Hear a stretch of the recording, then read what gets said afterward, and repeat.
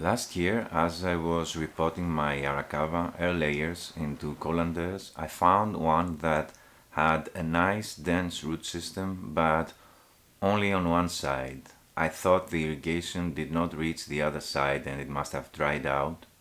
So I set it aside and moved on to the rest until I found one more, a smaller one, with the same issue. I decided to match them together into one composition with the perfect full nebari, creating a multi-trunk Arakawa maple.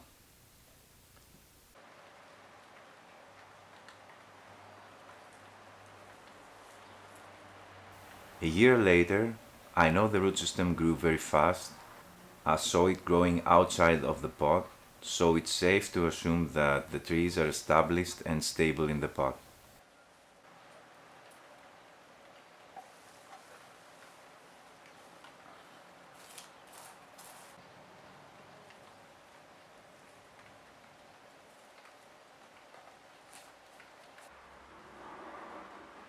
I want to reduce the tree a lot and begin setting the basic structure of a very interesting Kabudachi tree.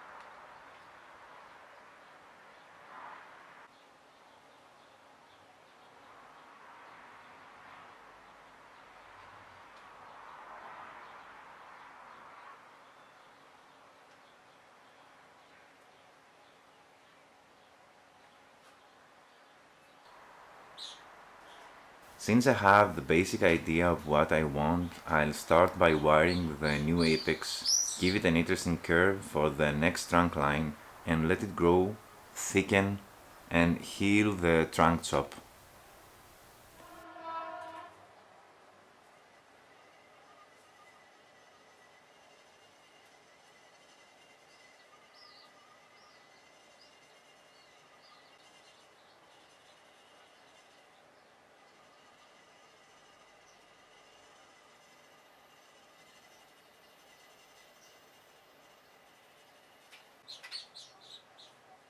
This past year, the main tree has grown fast, a third trunk from a very low branch. And I say it's a trunk as the thickness is now comparable to the two main trunks, and to that I say the more trunks the merrier.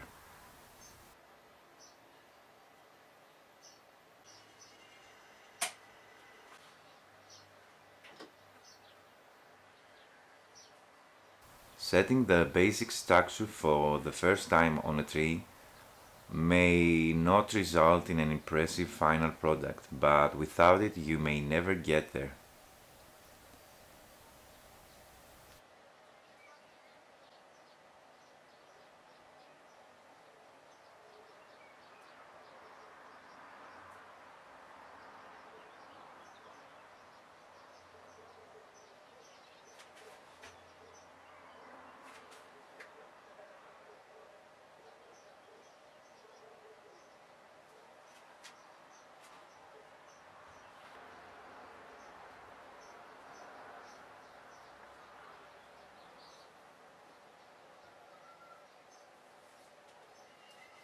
That's a second possible trunk line for the main tree, one that I'll set and forget until it's time to decide which one I'll keep.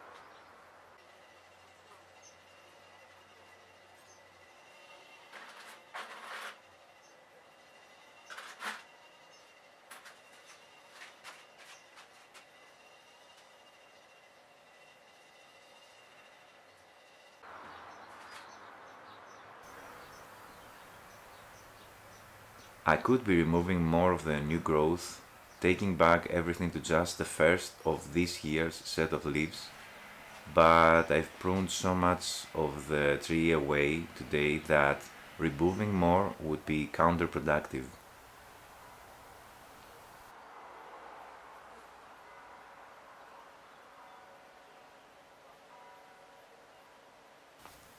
Even though I set this tree with this front in mind last year, now I'm thinking of changing it considerably to this, marked with this piece of wire so I don't forget until next spring's repotting. With this front, I bring the smaller trunk to the back to gain some depth, and I have a better lower movement of the main trunk.